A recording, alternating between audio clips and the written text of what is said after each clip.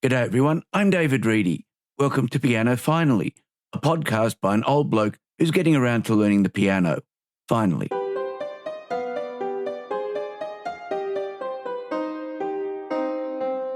Welcome to show 28. Thank you for taking the time to listen. If this is the first time you've heard the podcast, I hope you enjoy what's here. And if you're a returning listener, thanks very much for coming back. Either way, let me know if you're learning the piano or another musical instrument, and let me know how you're going with it. You can contact me at david@pianofinally.show. Well, the Christmas holidays are here. Work finished up with Mass and the staff Christmas party on Thursday in the midst of temperatures in the high 30s and low 40s. It's definitely summer around here, although today is cold and wet for a change. I had my last piano lesson for the year last week. We worked on the two pieces that were in the last episode, the Canon and the Bagatelle, and to that we've now added a third piece called Afternoon Snooze by Andrew Craggs. It's also from the Anscar preparatory book. That piece has a much more complex rhythmic pattern than the other pieces, so Debbie and I worked through marking the score up with explicit beats. I intend to include it in this week's progress section at the end of the podcast, but if I can't get close to a decent version, I'll put it off to the next episode.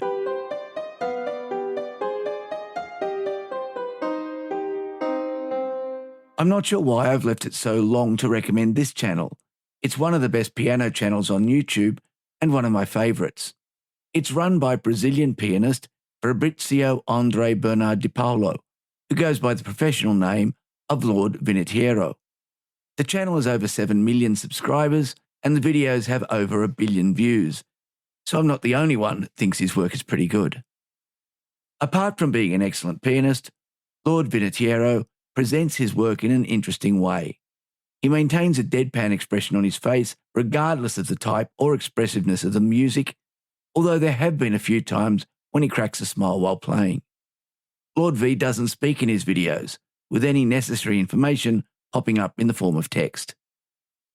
The videos are often educational, showing the development of a composer's style or identifying tunes that are familiar but which most people don't know the names of.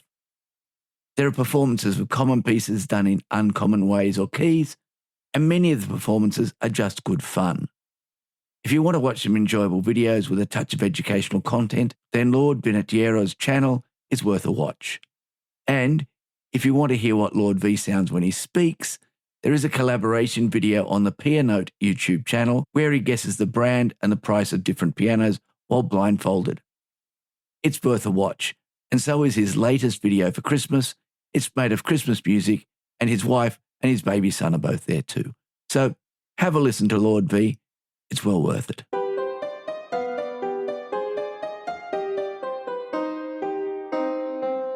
I like to subvert the normal Christmas conversation by not asking, what did you get for Christmas, but asking instead, what did you give for Christmas? This got me thinking about how to give presents that are less generic and more suited to the interests of the recipient and to some of my interests too. This also ties into something I mentioned a few weeks ago, the newly discovered Chopin Waltz. There has been a lot of discussion about the authenticity of the work, and if it's genuine, then how does it fit into Chopin's way of doing things? One suggestion has been that it was written as a gift, but that in the end it wasn't used for that. Apparently, it was relatively common for Chopin and other composers to compose short pieces, write them out, and then give them to admirers or patrons. In many cases, it wasn't clear that the recipient was meant to play the piece. It was the thought that counted. I'm not suggesting that you should consider composing a piece of music as a gift, although if you do have that talent, it would be an extra special present. But there are many other ways that we can give music. So here are some ideas. As it's only a few days until Christmas, these can all be done relatively quickly. Subscription services can get expensive quickly if you have a few of them, so a yearly subscription is a pretty good way of giving a gift that lasts longer than a few days. There are general music services, such as Apple Music or Spotify. Amazon has one, and I'm sure that there are others. If your gift receiver likes classical music, I'd recommend Apple over Spotify. Apple Classical is just better organised. For general music, though, they're much the same. If you want to go beyond the general services, then the Deutsche Grammophon Stage Plus service is a great choice.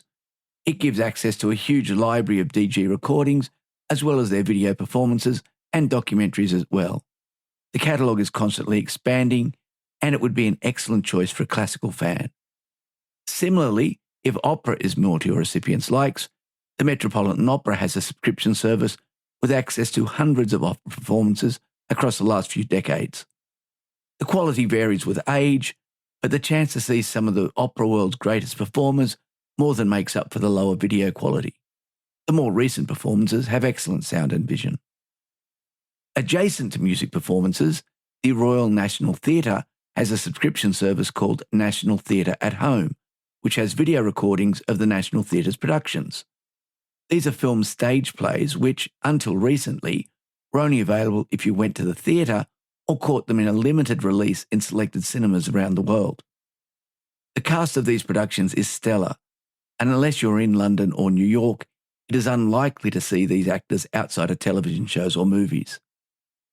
Moving on from subscriptions, musical instruments can make a really good gift. It may come with some dangers though. When I was growing up, there were about 8 of us children who were all about the same age and who used to be in and out of each other's houses day in and day out. Deborah, who lived up the street, was learning the recorder at about the same time I was learning the guitar. Deborah's mother used to send her down to our house to show my mum how well she could practice, which was loud and not very musical. I remember my mum telling Deborah that she would look after the recorder safely until it was time to go home. That recorder spent a lot of time on top of the refrigerator out of reach. So, if you do want to give a child an instrument, something I highly encourage, check with the parents first, and perhaps an instrument with a silent mode.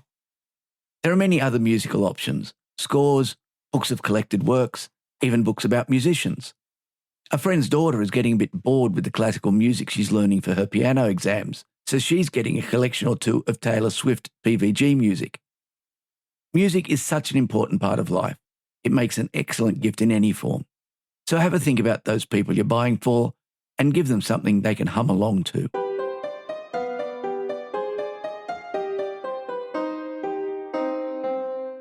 I think I saw the device I'm reviewing this week on Bill Hilton's YouTube channel.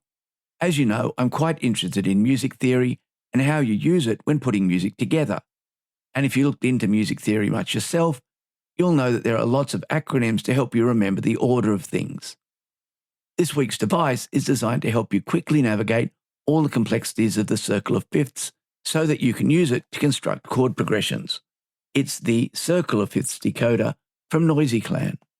The decoder is made from plastic, although there is also a cardboard version available to buy in bulk, and consists of a rotating disc inside a sleeve.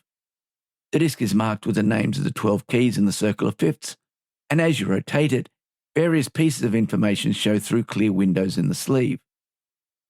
When you set the tonic note to the top, each of the notes for the other degrees of the scale show in the windows. The sleeve also shows which other notes make up the triad chord for that scale degree, and whether the chord is major, minor, or diminished. It makes it very easy to follow a chord progression, and the back of the device even has a range of chord progressions to try out if you're making your own music. The decoder also comes with an instructional booklet that not only teaches you how to use the device, but also covers composition and transposition and the theory that is behind the circle of fifths and chords. The latter part of the book looks at more advanced songwriting techniques, how to do modulations, building seventh chords, and other techniques you need when starting out. I bought my copy directly from the Noisy Clan website. It was $47 Australian and took about a week to arrive from the UK. If you want to try your hand at improvising or composition, the Circle of Fifths decoder seems to be a useful tool. I'll be giving it a try out during the holidays.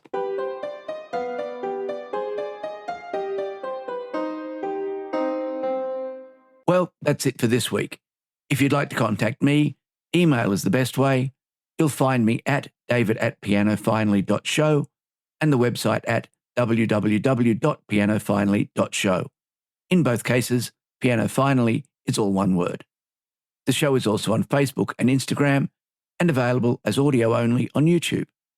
You can subscribe via any popular iOS or Android podcast application or from directories such as Apple Podcasts, Spotify, or Player FM. If you're learning an instrument, let me know where you are in your journey, what's going well, and what are the challenges. And so, until the next episode, I hope your piano stays in tune and you enjoy your time at the keys and you have a Merry Christmas.